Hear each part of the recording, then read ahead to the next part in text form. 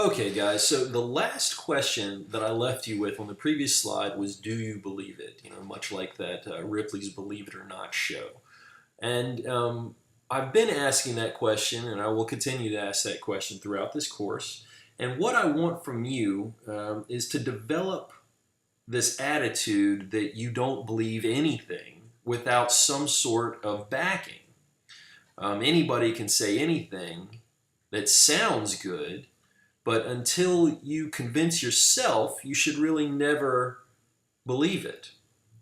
So the reason I asked that question was in hopes that you would put a little thought into what type of tests could be done to see if comets actually have delivered water to the world's oceans. As it turns out, recently there has been studies from the Rosetta comet chaser that has been able to look at the composition of this comet and compare it to the composition of the world's oceans. This is an interesting slide, I think, that shows a really good graphical representation of the fact that the comet's ice and water is actually of a slightly different composition than the waters found in the world's oceans of Earth.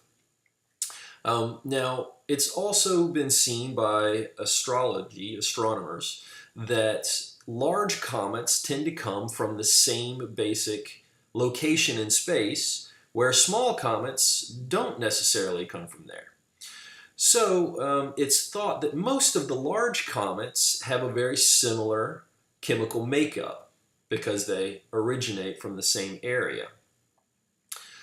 So based on that, it's thought now that the oceans were actually not filled in by these large comets coming in. I'm going to leave this a little open-ended because your discussion question is based on this, and I'd like for you to do some further research into it. You probably want to check out the news links that have been provided. And I'd like for you to become as familiar as possible with this so that you can answer this question if it ever gets asked of you.